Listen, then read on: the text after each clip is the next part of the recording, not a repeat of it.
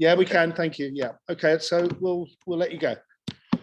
Well, very good. I'll go ahead and get started to make the most of our time. Everyone knows that I'm just brief by nature, so that's no problem. Anyway, David and I have spent the better part, I would say, of the last 3 years taking a new look at the activities with and around Lee Oswald during 1963, in particular, as he leaves Dallas, as he goes to New Orleans and beyond. So we're going to be focusing much of our dialogue on the research that we've done in regard to Oswald in New Orleans. However, this whole project has caused us to take another and much broader look at Oswald himself, especially from the standpoint of being very open-minded and thinking out of the box. Quite frankly, I think that to some extent, conspiracy books and conspiracy research has become a little bit tied inside a box, and that we've come up with a fixed version of Oswald, certainly that's counter to the one that that the Warren Commission gave us. But we think it's time for kind of a fresh look to revisit Oswald in terms of a lot of primary information, things that he owned, books that he read, things that he wrote, many of which I was not aware of myself until only a few months ago. Material from his friends, high school friends, friends in Japan, friends in Russia. So we're going to lead with that to try to set the stage in the context for Oswald in New Orleans by discussing his personality, his beliefs and interests, and quite frankly, his exposure to people within the intelligence community, a lot of which he most likely had no idea of at the time. But in any event, we're going to start with a revisit of Oswald before David continues on with a lot of detail about Oswald in New Orleans. So if we could go to the next slide, I'll try to be quick with these.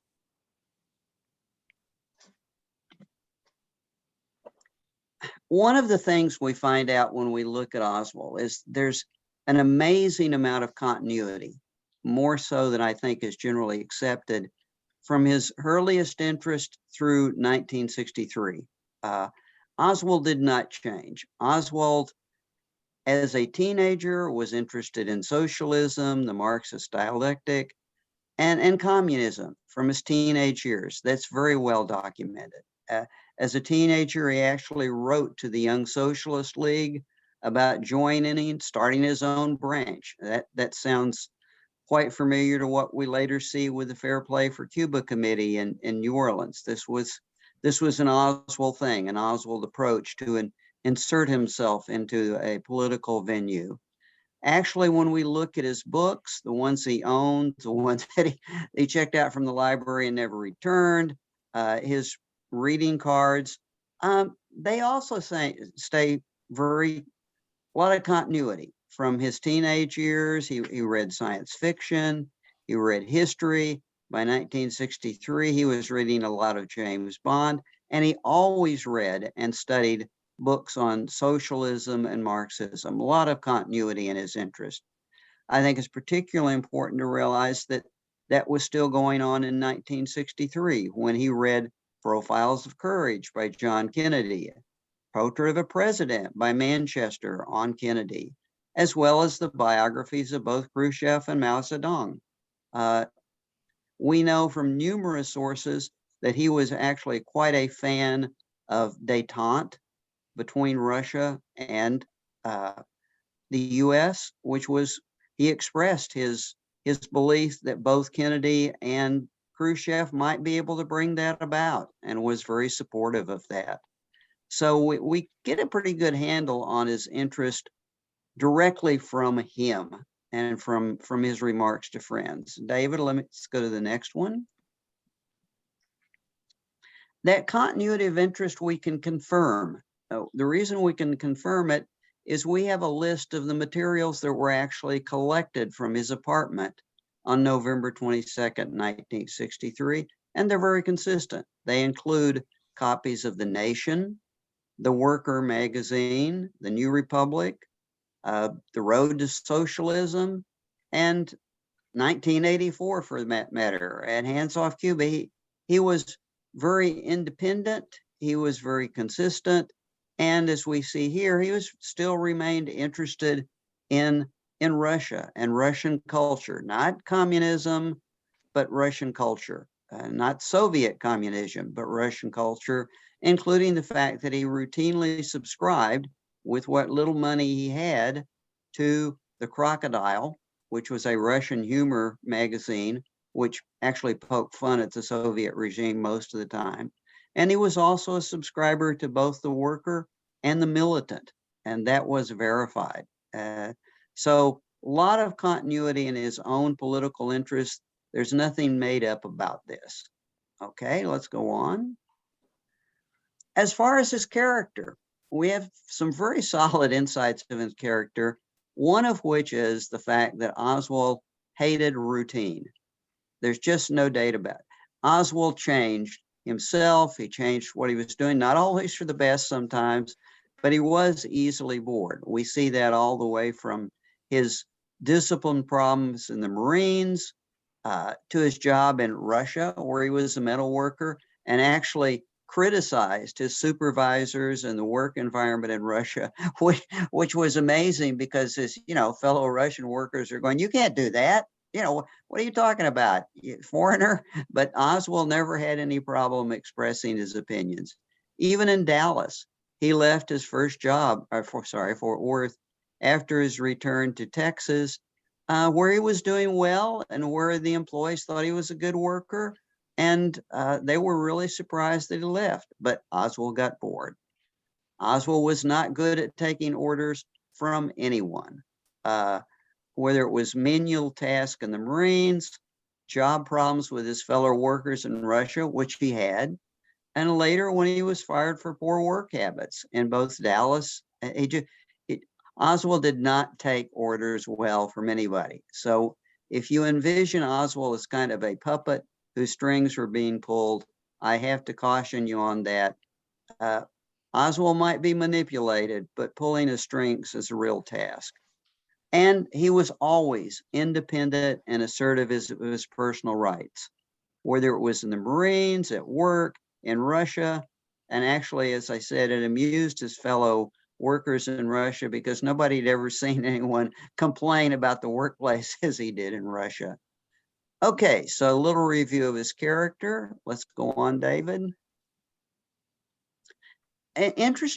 Couple of interesting things about here.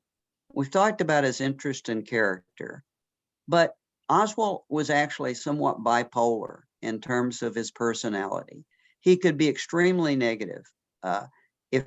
If he was talking about his beliefs with someone who had different beliefs, he was opinionated, he was argumentative, he would argue with people that wanted to be his friends. As a teenager, he would argue with his friends' families about their beliefs and about the advantages of socialism. This did not go well, but he had no cautions about arguing and defending his beliefs.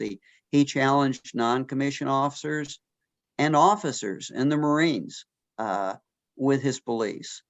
And in Fort Worth, he actually antagonized the white Russian community who was trying to support he and Marina. They became quite fond of Marina and kind of generally thought that Oswald was just an ass. And this continued. So his personality could be extremely negative. And of course, that's what we see in the Warren Commission report. But that's not the entire Oswald. There's a totally different view of Oswald that we also find. And let's go to the next slide to see that. If you were in general agreement with Oswald, if you weren't opposing his political views, if you were just trying to be social with him, he was very social. We see this in pictures. I'm amazed when people say he's antisocial, and we have pictures from his time in high school showing him joking around in the classroom, joking around with girls. So it was very one-dimensional picture of Oswald at the Warren Commission. presented. He could be quite friendly. He could bond. He just didn't do well with new groups or with people that opposed him or tended to harass him. In Japan, Oswald was quite social and frequented bars and clubs on his own. He often did not go with fellow Marines in his unit. One of the reasons because early on in Japan, they had set him up with a prostitute and then made fun of him. So he tended to break off from them and didn't stop him from socializing. In Russia, he had a number of male and female friends. He was invited into multiple families and had multiple girlfriends. Totally different picture. Not Oswald as a lone nut, not Oswald as asocial, not at all. Well, let's go on, David. His interests did modify a bit over time. They actually became more complex and broader. His socialization in Japan with Japanese and with students and with people he met there that were from a different culture really did change his views and expand his views. Now, while that expanded, and we see that this is a quote from Oswald on his views of his time in Japan. Military duty was boring and stupid, but fortunately I got to visit other places with young people, establish contacts with progressive things, and that really got him thinking more and more about a socialist environment, and no doubt about Russia. First exposure, of course, which Oswald seems not to have realized at all, is of course the Japanese communist and Russian agents in Japan were very actively putting assets into the same bars and social clubs that he was visiting. And all of those places were being heavily monitored by military intelligence. So Oswald, in his conversations about socialism with the Japanese, would certainly have been observed and exposed to military intelligence early on. Let's go on, David.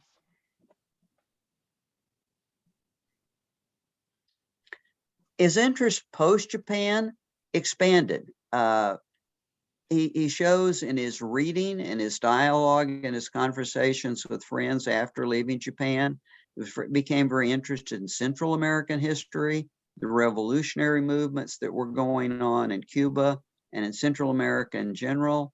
He showed strong support and interest in the Cuban Revolution, and actually talked with a friend of his about they're both leaving the Marines and going on to join the Central American revolutions. And he went so far as to visit the Cuban embassy in LA, obtain literature via mail. Again, another exposure where he would undoubtedly come on to the intelligence radar, since foreign embassies, and in particular the Cuban embassy after the revolution, during the revolution, were being monitored for political activity. Okay, let's go on. The Russian experience, though, was probably the most significant, and something we don't know much about. Well, we do know much about. The Warren Commission ignored it totally. And quite frankly, most of the writers on the JFK assassination haven't given it the attention that it probably deserves in establishing Oswald as a very social figure. He met families, was introduced to families. He met a lot of foreigners inside Russia, including Cuban. He dated multiple women and actually proposed before Marina, proposed to Ella German. He dated others. The one thing that we see in Oswald in Russia is he was became totally dissatisfied with the Soviet system, endless meetings, its politics, speeches. So he's fine socially and with Russian culture, but he got bored and turned off with the Soviet system. Okay, let's go on, David.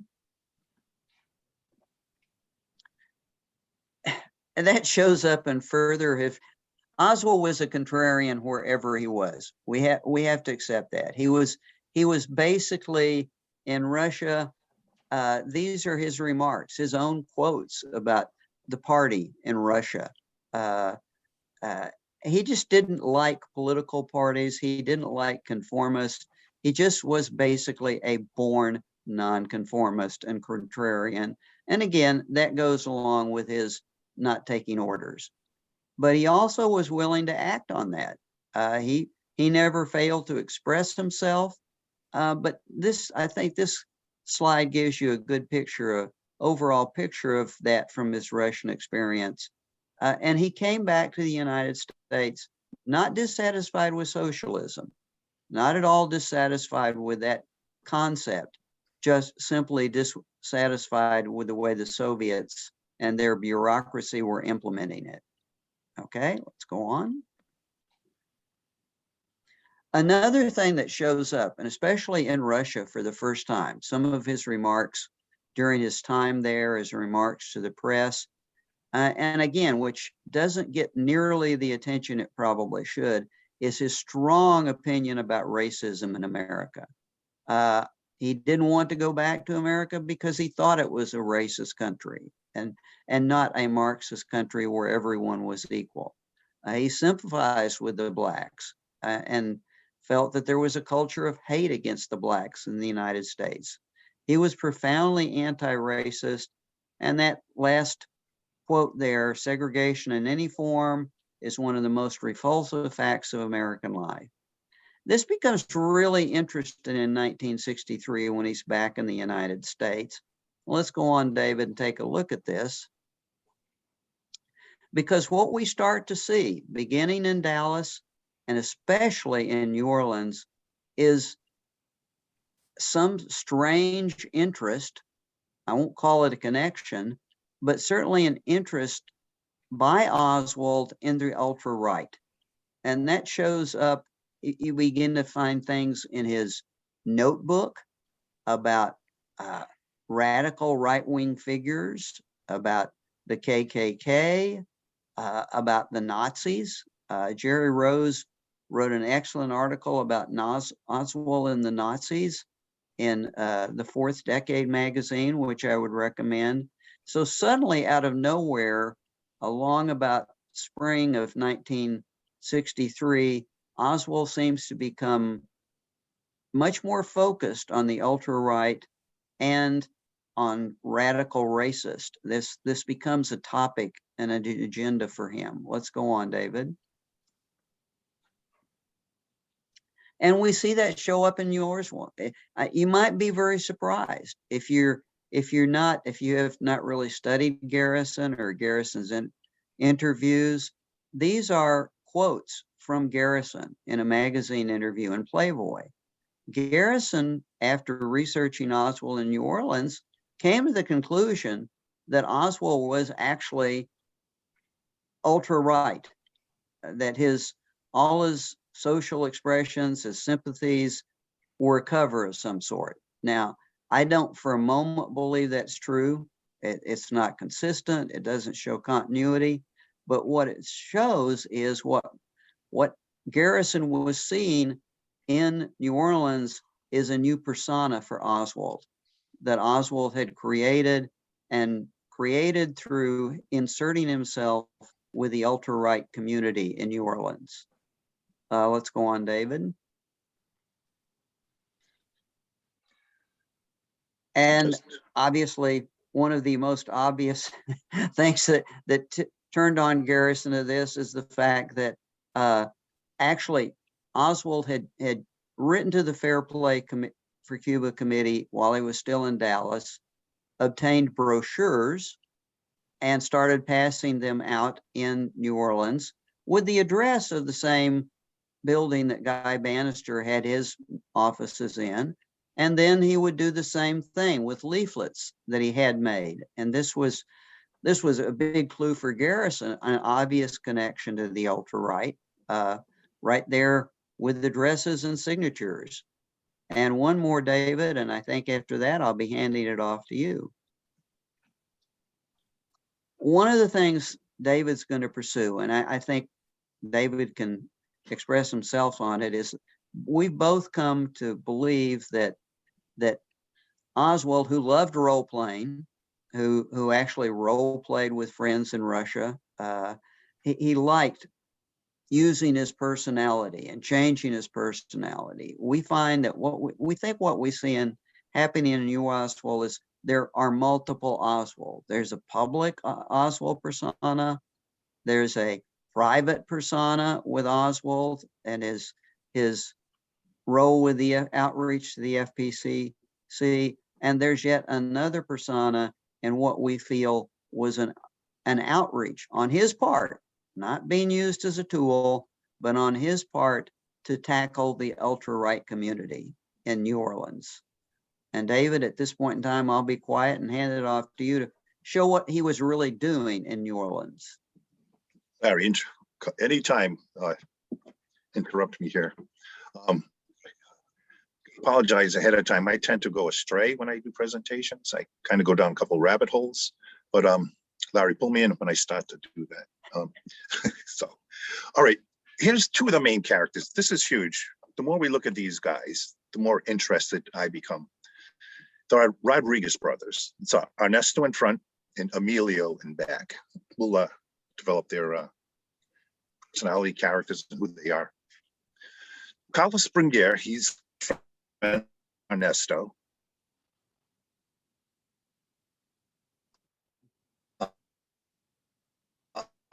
You see him there on the far left with the Genelos film shown by my internet connection's unstable. Can you guys hear me okay? And David, I'll just chime in to set the context again.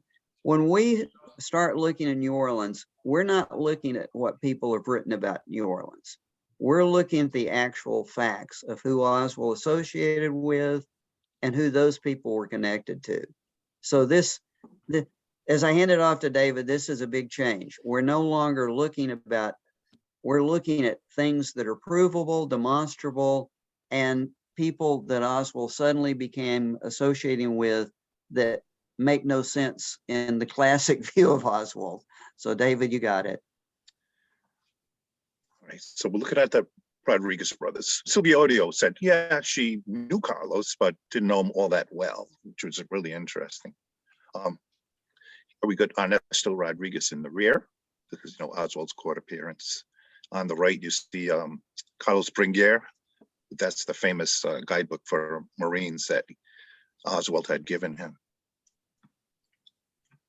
This is good. I'm probably going to look at this once or twice. So,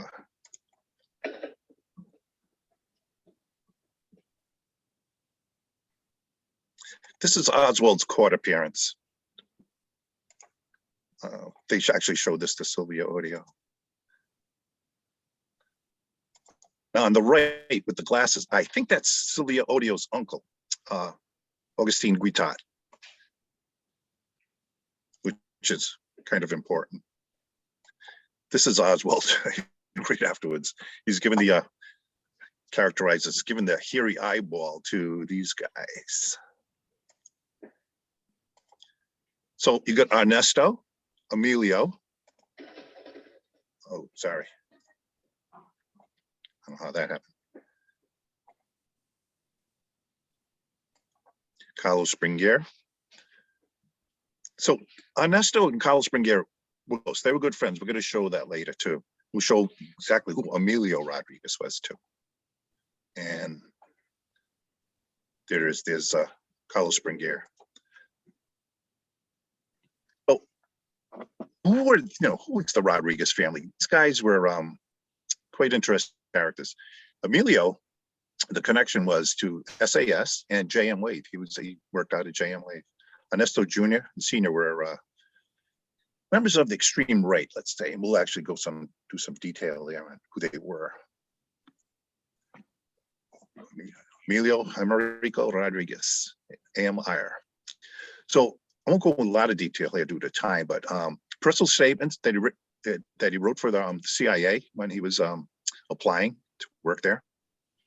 These are some of the things of interest. He was Cuban by birth, nationalized in New Orleans, went to Tulane, a master's degree in Spanish and Portuguese, student pilot certificate. I always wondered if he got that from David Ferry. He exfiltrated to the US with a Swiss protective passport in '61. Assistant district manager of Century Electronic Company. That was in, he was located in Havana at that time. His father, Arnesto, was the district manager.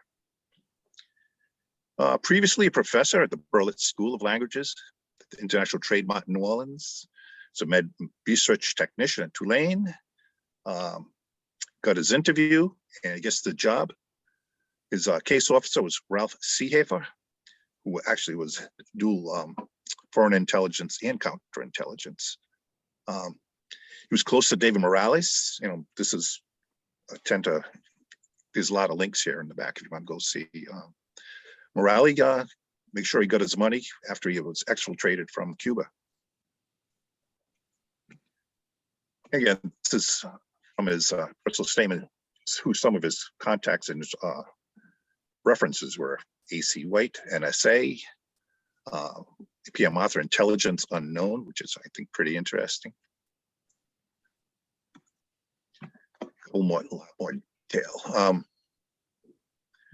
So he ran an electronics store in Havana and he was recruited by Henry Heckscher, who we know that ended up being a case officer, the AmWorld project. And here he is getting his provisional operational approval. If you want me to dig down in any of these stocks, I probably will do a couple in the, just to show in context. As such, became a member of the Stay Behind network that was started by David Morales, run by Jim Pekich. EAR, Arnesto Rodriguez, would meet with Jim Pekich, who was running, this is interesting here, a lot of detail here. He was running Brand, was his alias in Havana, who was running, among things, assassination plots. Here's a good report by, let me just click down this. Great report from Arnesto Rodriguez. Shows you what he was doing and when he was doing it. The Stay Behind network and who the people he's dealing with. And on the land that, it's not to go too much detail here, he's dealing with Brand and some of the other contacts he have. One of the more interesting ones was Alfredo Esguerra, William Webster, the Arnesto Rodriguez Brand man, an American. So he was introducing a lot of the Stay Behind network people to other CIA people.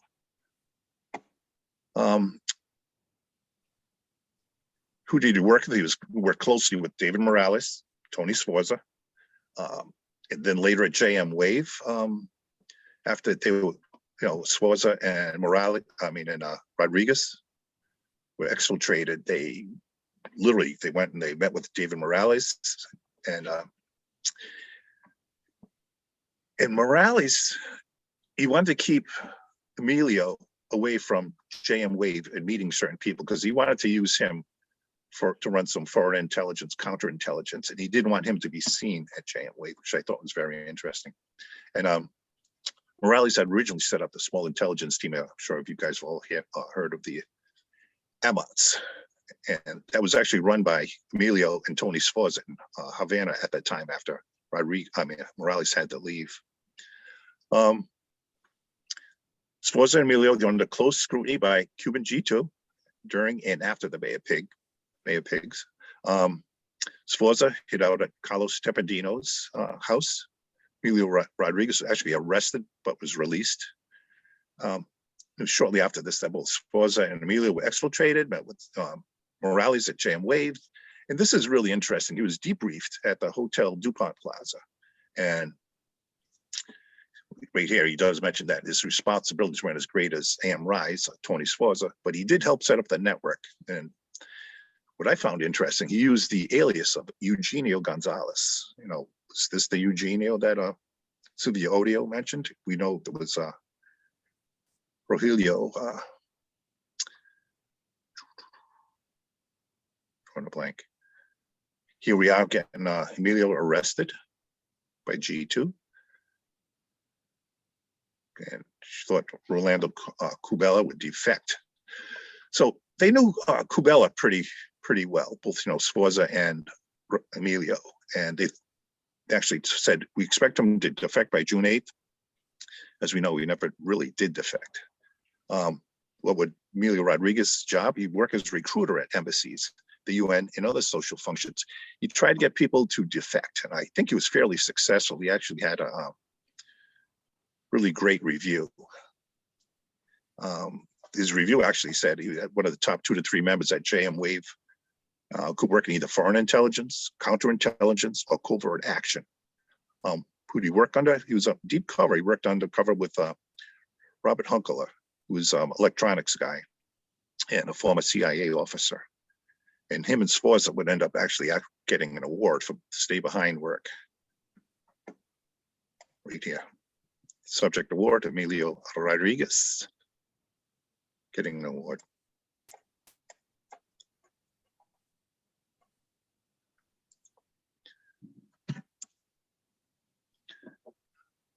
Other details, security violation, Jam Wave. He worked for Task Force W along with Sforza, Rene Dubois, Frank Belsisto.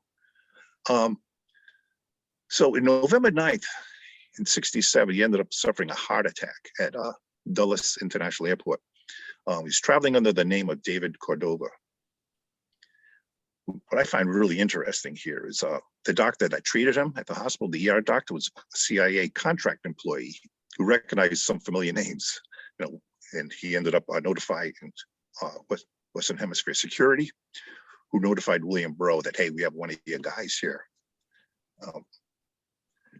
What I found really interesting is ER doc actually looked how he knew who Emilio was. He took a look at his address book that he had on him. And this is his address book. And you could just see it's like the who's who of the CIA. Hal Swenson. Up here on the left, you have John Dimmer, who took over. I'll just go down quickly who some of these people were, not to waste too much time. John Dimmer replaced Ted Shackley as chief of station at JM Wave. Moore would be Robert Moore, was again, I'll probably go down a little bit of a rabbit hole on him. Robert Moore was the deputy chief of station for Shackley and then Dimmer later on. Probably one of the more interesting people, and I consider him to be one of the primary movers and persons of interest in the whole assassination. Originally a member of the OSS Detachment 101 in Burma. He worked for, at the time, Colonel William Piers, and he was a major at the time. He was the operations officer. What he did was he would help train the Kachin Rangers, at the stay behind, and they would work, assassinate, or the ambush, the Japanese. In that role, he would have worked closely with Jake Esterline, and they ended up working together later on at the J-Mate Bay of Pigs Cuba project. Moore was actually one of those names that nobody ever mentions in the history of the Bay of Pigs. He was chief of operations. He operated and was in charge of the maritime section there. He worked closely with David Phillips, part of an assassination project to assassinate Castro before the Bay of Pigs. He had a lot of different pseudonyms, aliases. The one probably most people are familiar with would be Fred Inghurst. Inghurst would sign off on George Joannides' fitness reports in the summer of '63. He also worked with Desmond Fitzgerald. Him and Desmond Fitzgerald worked closely together. He introduced Grayston Lynch to Fitzgerald, and he actually hired Lynch, to work under the Cuba project. This is according to Lynch. Lynch says, "Oh yeah, Bob Moore is my good friend. He was the CIA liaison between Fort Bragg, the military Fort Bragg, and the CIA, back in the early '60s." I could go more detail David, later.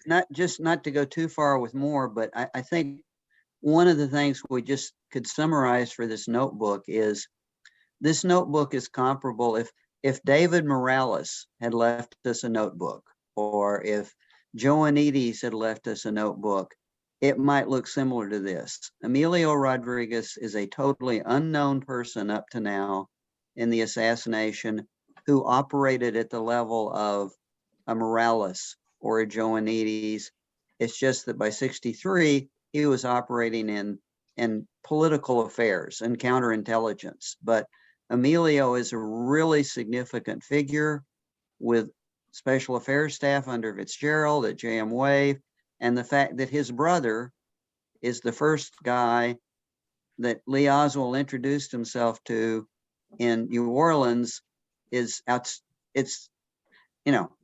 outstanding. It's amazing. There's no doubt that Emilio did not quickly learn about Lee Harvey Oswald from his brother in New Orleans.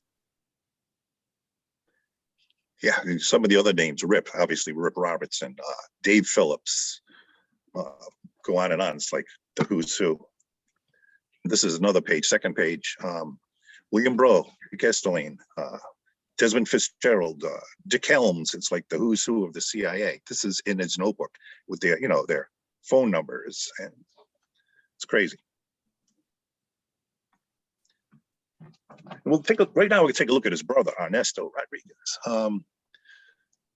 Who was he? He was married to a Mexican, Elena Lopez, who was also employed at the Berlitz School. That's, Arnesto Rodriguez. He ran the school in New Orleans.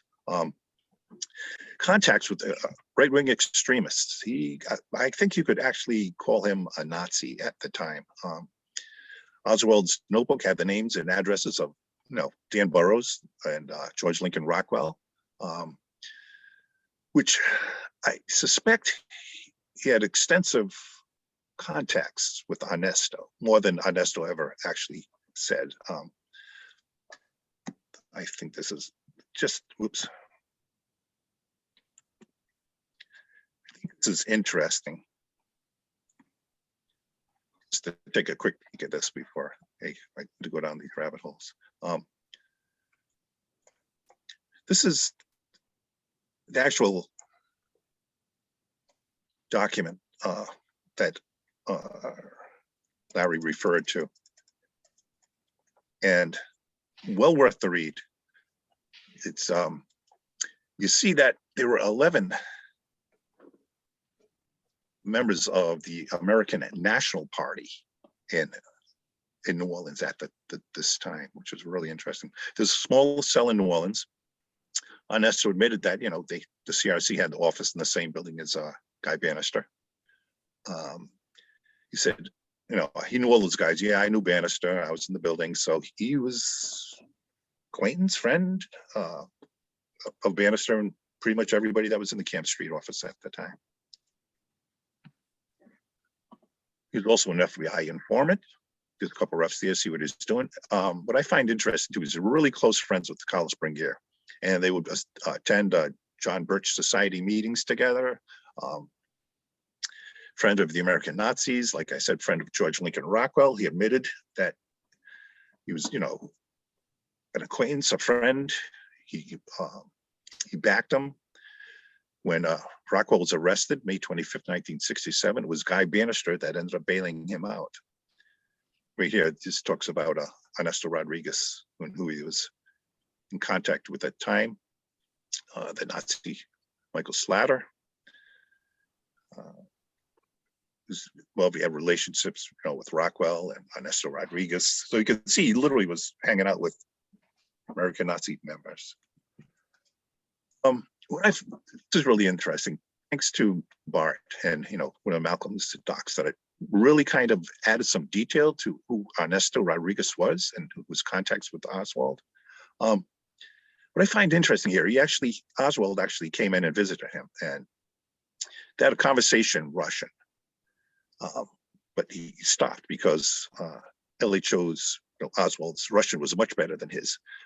What that brings to mind, after I read that, it's kind of like, all right, the September 28th phone call to the Soviet embassy that they recorded, they said the Russian was not good, but the Spanish was good. And immediately jumped to mind, was this Arnesto? So which I find interesting. Right here, it's just an excerpt from the above. I would always read that doc really good.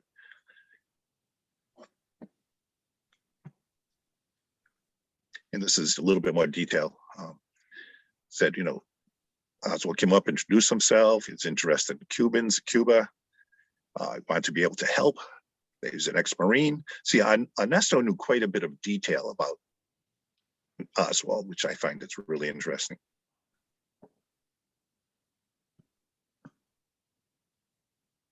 A little bit more.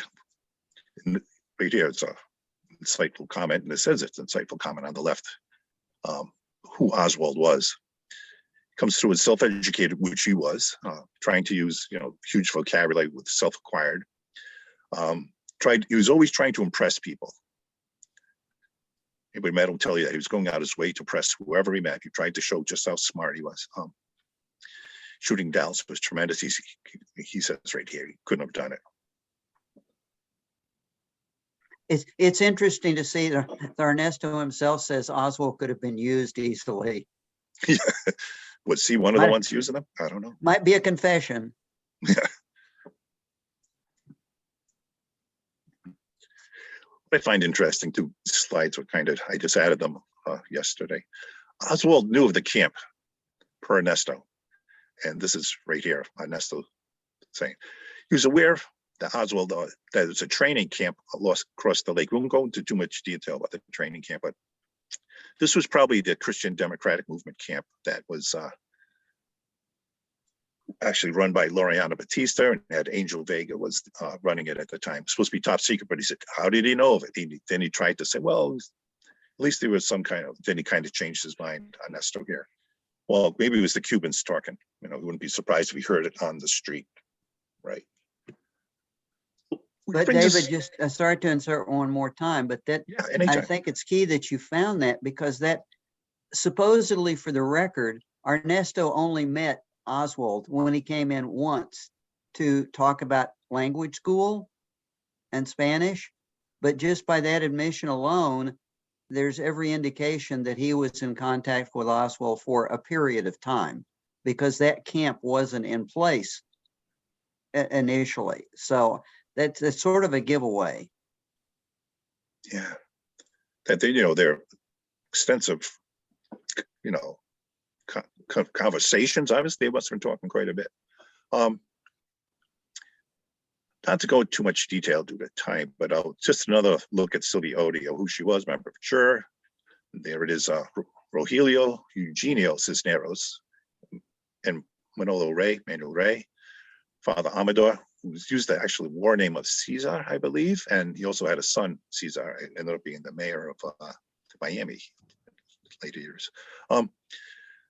Again, his small farm was the headquarters for the MRP at the time, and which was the forerunner to JRA.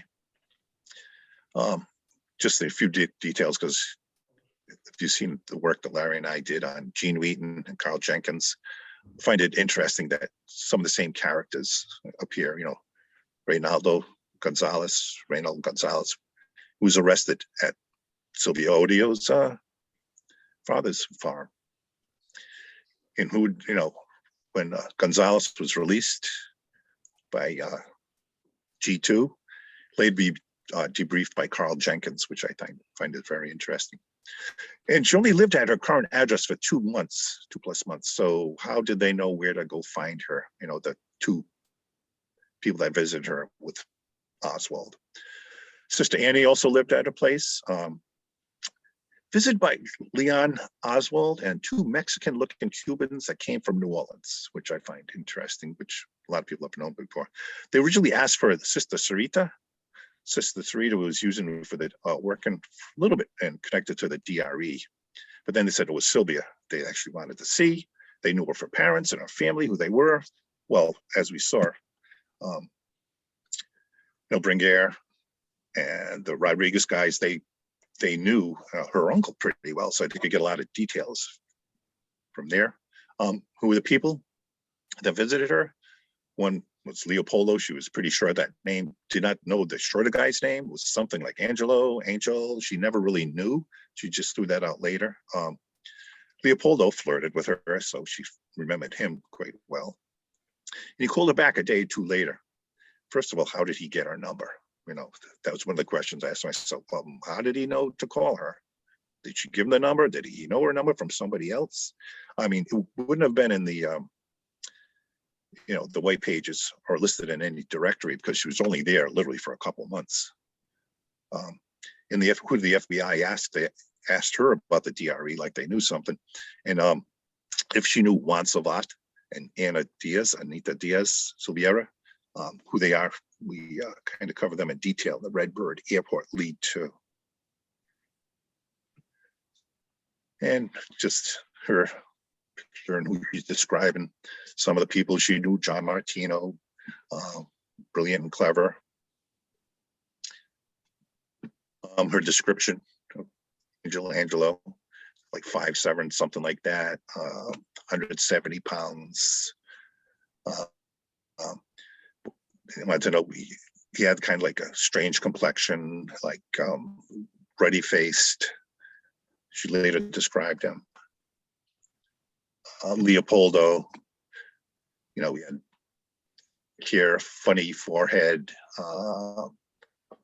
He was thin, 160 pounds, 170 pounds, taller than Angelo. And a little bit more, came from New Orleans. Her opinion, they look more like Mexicans. Little. What I find interesting was when she was shown the WDSU film, claimed that Rodriguez was not her physicist. Then she said this to Kate and Fonzie later on. Well, one of them had pockmarks on his face, a very bad complexion, a funny kind of head, kind of like a big head on this entrance on the side. Arnesto had pockmarks on his face and had a kind of funny forehead. But it wasn't a big entrance on the left. So it's kind of like he fits some of the description, but not all of the description. He was tall, he was taller than his brother. So after looking at Rodriguez brothers as possible people visiting Sylvia Odio, we had another couple possibilities. Carlos Hernandez Sanchez and Victor Espinoza Hernandez. Were they, you know, it was Espinoza, Leopoldo? Let's take a look at their description, where they were, and how they were from New Orleans also. Who was Carlos Hernandez? In Panama under Carl Jenkins, Rocky Farnsworth. He was a member of the cadre. And if you looked at Horace Pena's testimony, he says Caballero was a member of the cadre, and he said he was, you know, he was involved. So right there, you see his name was Juan Hilero Caballeros. He said his brother was somebody to talk to. His brother would have been Conrado Caballero, who was a member of the A.M. Hayes team, very close to Rip Robertson, went on quite a few raids with Rip Robertson in '62. I won't go in detail too much there. Well, Carlos Hernandez spent 3 weeks, August '62, at the World Youth Festival at Helsinki as a provocateur on the U.S. government direction. He was with the DRE at the time, and Ross Crozier would have been his CIA case officer. He was close friends with Miguel Alvarez Jimenez and Victor Espinoza. He said they were his best friends, trained together in Guatemala on infiltration. Hernandez was good friends with Bernard Baca. They would go driving together. Manuel Atame, he was his bodyguard. Rafael Quintero, they a member of the Commandos Rurales back in Cuba prior to Castro taking over. Good friends with Juan Salvat. Jose Basuto Leon. I wonder if that's where they get the name Leon. Member of Quintero's Commandos as part of the AM World project. Hernandez was connected. He was at the JMU training. He was a trainer. He would highly trained. He was trained by Carl Jenkins to train other Cubans. Just a quick peek.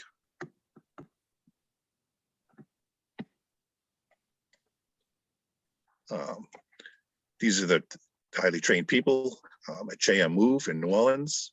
See Miguel Orozco. There it is, Conrado Caballero. He would be one of the cadre that was mentioned by Horace Pena. Really quick. Raymond Orozco, Miguel Orozco's brother. Another one of Rip's guys, Felix Sosa, Luis Bermudez. He would be with Commandos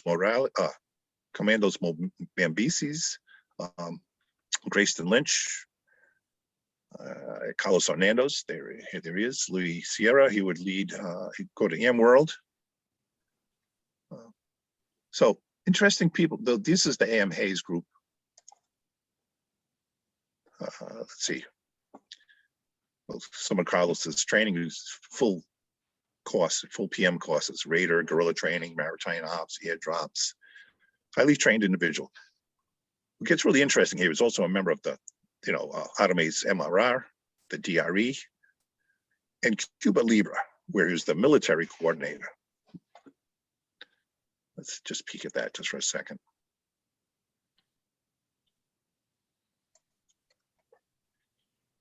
Here it is. Cuba Libre was headed by Carlos Zaraga. There is Hernandez as military coordinator. We'll go into Zaraga a little bit, just who he was. New name. He was good friends of Humberto Solis, who was also a member of the Cuba Libre from our Redbird Airport leads. Just the quote, who we suspect who Carlos Hernandez was one of the speakers at in Dallas, along with the other DRE members. He's skilled in martial arts and sharpshooter. And this is a picture. This is him getting his POA, provisional operational approval, to become a member of the AmWorld project. Little description of him. 5'7.5", 108. He was kind of husky, 180, 185 pounds. Interest scars and marks just above his left eye. I think I haven't done too much detail on this, but I think there was a report of somebody hanging around with Oswald when he's passing out leaflets that had a scar above his left eye. Just throwing that out there if anybody wants to do research on that. Peek at, look, could jerk quite a bit, his CIA profile. This is what he had filled out. He described himself as his occupation as a student playboy. He was, again, brings to mind Sylvia Odio saying one of the guys were trying to, was flirting with her, kind of a pickup guy. We had better photos of Victor. And he fits the description of possibly Leopoldo, 5'10", thin, 106, she said 165, he's 170, straight black hair, and kind of Mexican looking with, swarthy high cheekbones, slate Indian appearance. So if anybody has a better picture of Victor, let us know. We'd love to see it, whether his hair goes back on the left. Who was he? I'll just bring this out a little bit.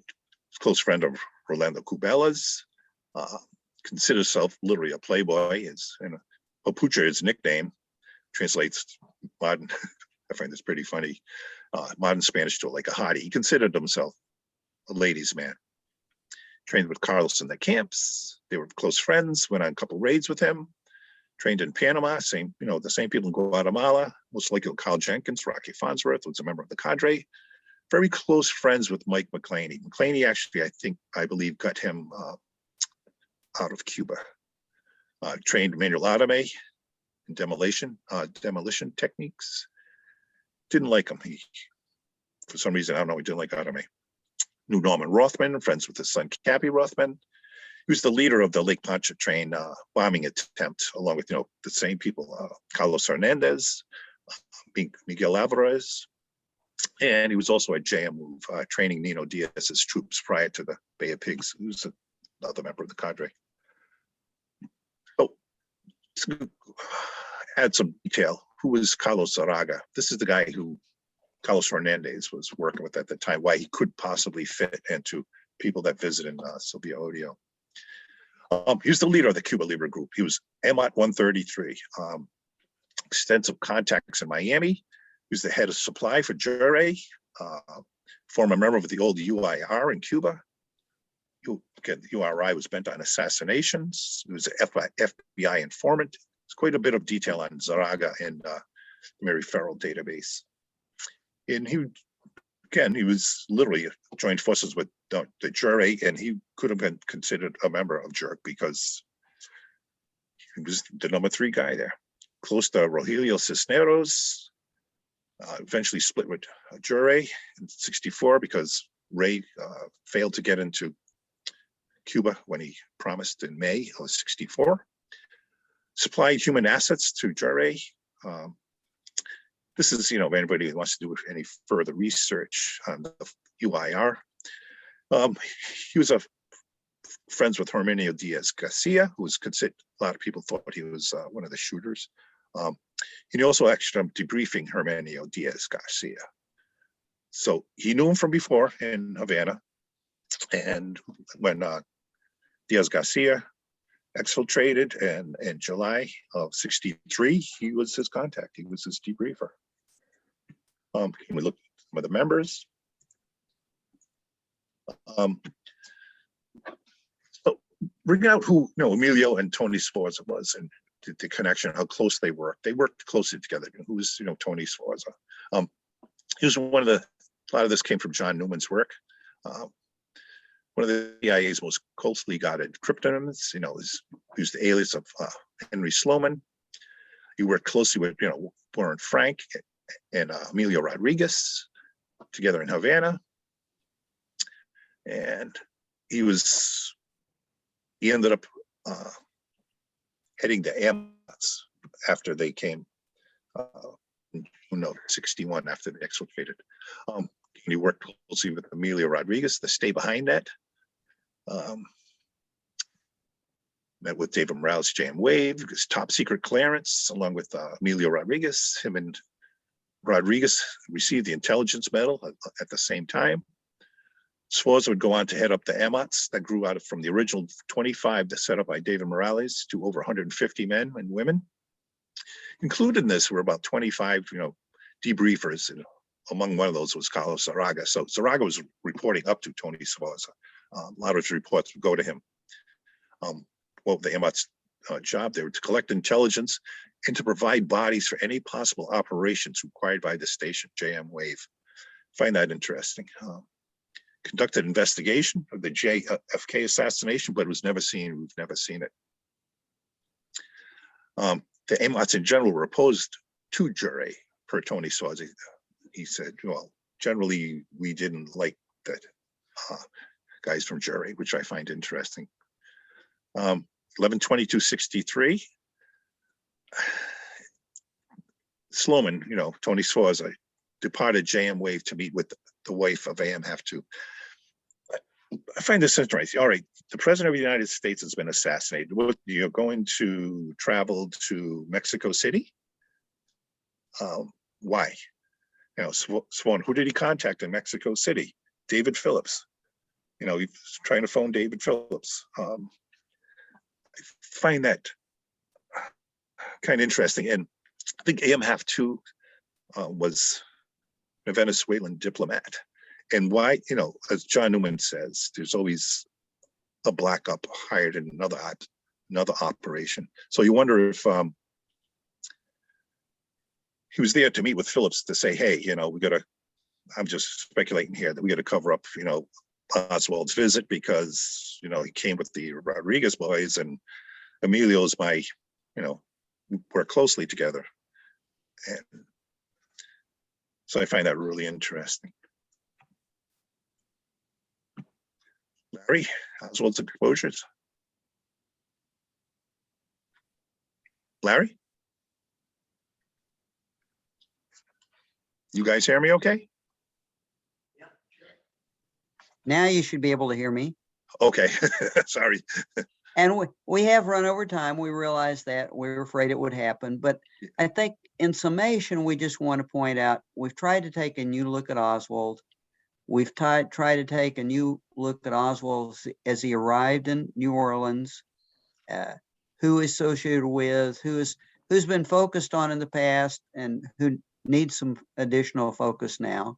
But along the line, we'd like to point out that periodically, to his knowledge or without his knowledge, he was exposed to military intelligence, to the CIA, to the CIA's Office of Security, to domestic operations in New Orleans, both to the ultra-right and Castro figures and to SAS and JM Wave. There's just no doubt that SAS and JM Wave knew about him through New Orleans, that Emilio was most likely involved in running operations around his identity and the image that had been created in New Orleans.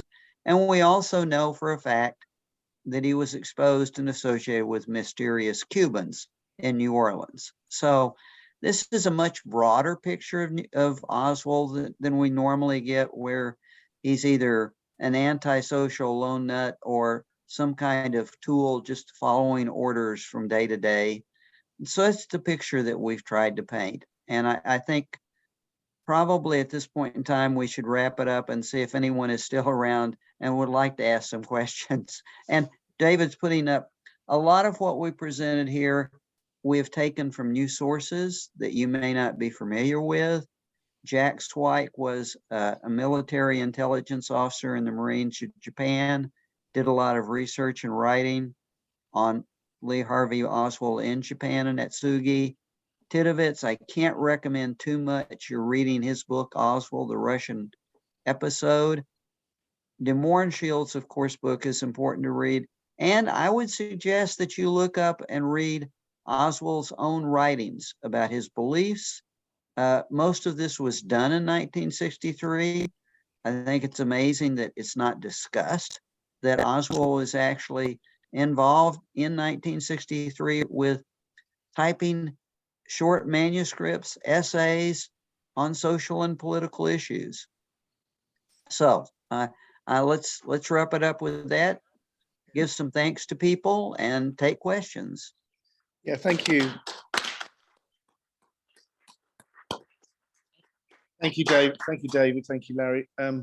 Yeah, to your point, with people drifting off because of traffic issues and trains, we've got a rugby sevens team with 2 substitutes left. That's where we are. So, could you get the microphone, Tony? Malcolm would like to ask a question. So Malcolm Blunt would like to ask a question first, guys. I'll refer that to David. Nope. Knowing the kind of questions Malcolm's asked, it's better. Sorry, go ahead. Good to see you again. You're looking good, Larry. Oh, thank you, sir. Nice to meet you, Dave. I'm impressed with your work. Very good. Excellent. A question for Dave, really, with the Emilio file, the Emilio Rodriguez file. I first got that in 2008, and what struck me when I kept returning to the archives was the address book, which kept getting pages withdrawn or they were different. It just seemed to go year on year. So I think initially there must have been a lot of sensitivity with that address book. And I'm not sure what year was yours obtained, the address book that you showed on the screen. Yeah, it was part of the new releases. I'm not sure if it was the 2018 release. That did look a lot fuller to me. Yeah. I remember the early one with the CIA answering service. That was still in place, by the way. Oh. You could get through to that CIA answering service number in 2008. Just for interest on that. The other thing, I think there was the question.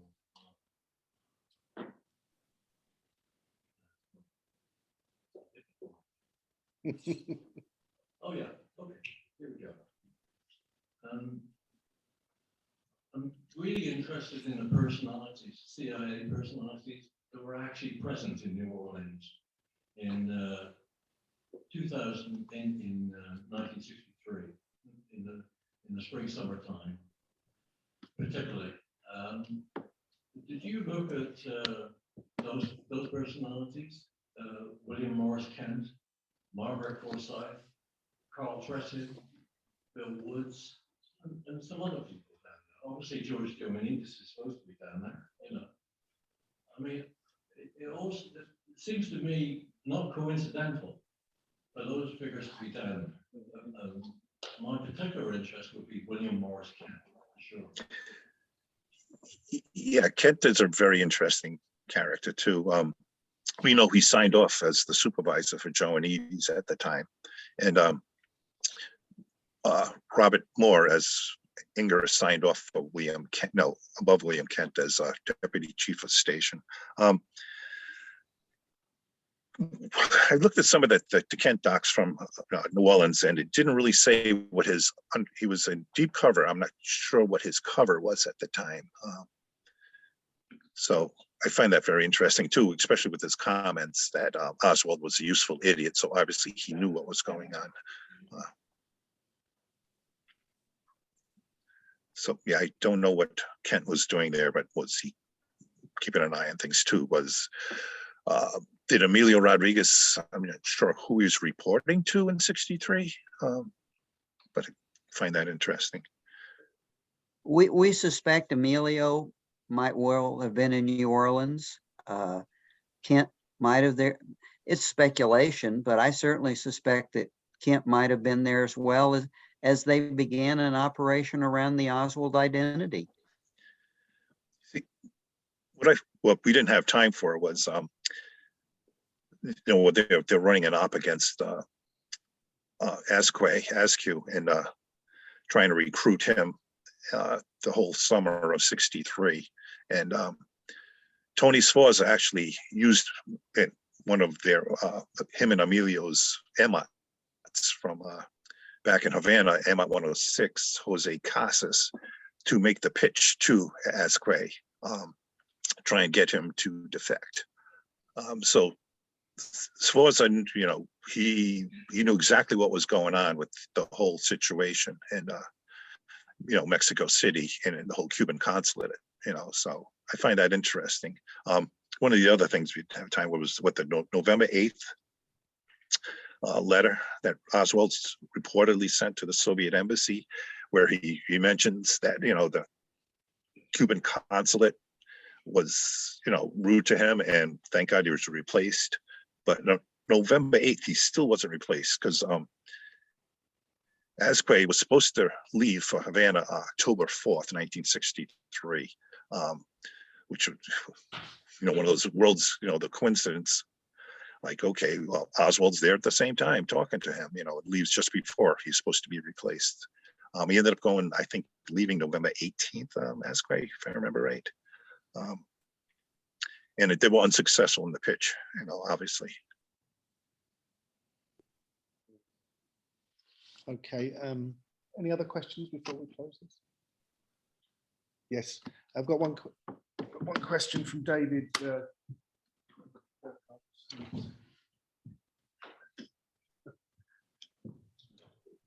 Thanks.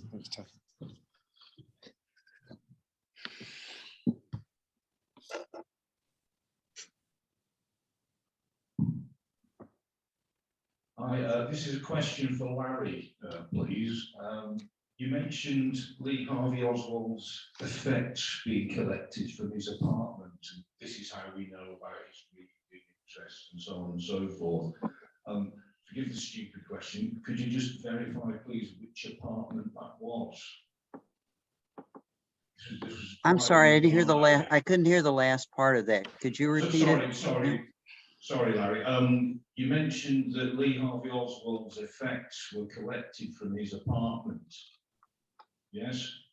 Yes, and actually, we Which know that apartment? because we have photographic evidence. The Dallas police did photo spreads of all the materials that were removed from the the apartment so we can actually see it. It's not just a written document. Okay, thank you. So which apartment was it? What was the address of the apartment, please? Oh, goodness. I'd have to go back and look and see if that is on the document that contains the photos. I can't tell you that off the top of my head. Sorry. Okay, but that's as opposed to being Ruth and Michael Payne's residence. It's stuff that was basically one of Oswald's independent addresses, yes? Yeah, what I can about all I can honestly say from that is that the collection is quite complete. I mean, I would have to say it's wherever the location was, Oswald was actually living in it, because not only does it have personal effects, it has stuff that he had been carrying around with him since his time in Russia. I mean, that's one of the things that struck me, that why I made the remark about the continuity. It wasn't taken from a location where Oswald was just, staying overnight or something like that, because it's containing personal effects, and it's clearly his place and his personal effects, including those brochures, pamphlets, photos. That it's kind of amazing to me that anyone would have carried that all the way from Russia through Texas, that he even has it. But I wish I could help you with the address. I can't from memory. It can't, yeah, I mean, it's by process of elimination. It has to be, doesn't it? Can't be the boarding house. Yeah, that's your thrust of your question. Yeah, so it's Irving. Yeah, it's Irving. It's probably Irving where it was collected by. Yeah, I know. I knew where you were going. So we were thinking, hang on a second. Is there another residence? Yeah. Okay. All right, guys. I think we'll close it there. Thank you so much, Larry and David. Just an administrative question, really. Presentation was very detailed with lots of links, and obviously I do have a copy. Would you object if I share it with DP UK, or do you see it as sensitive? No, that's absolutely fine. I'm sure David will agree. We know it's overloaded with data. That's why there are a lot of links in it. That's one of my problems. I tend to overload with too much detail. I tried to back out a little bit on some of the detail, but it's there because I'm a document guy. I like to drill down. I like to see. I like to read it myself. And for those that like to read, themselves and see where we're coming from, I added as much detail without being too over the top with it. I think, well, it's kind of it's the way to go, because you can drill down and look at the detail. In fact, that's the way he's looking to display his research as well, rather than the 1,000 footnote style. Just go to links, and then you can get into whatever you really want to get into. But so that's brilliant. Well, thank you so much for supporting us for this weekend, and hopefully at some point next year we'll have you on again if you're continuing to do your research and there's something new that you'd like to express. I'm sure David will find something new. All right, it's great to be with you all. Yeah, same here, guys. Okay, thank you. Enjoy the rest of your weekend.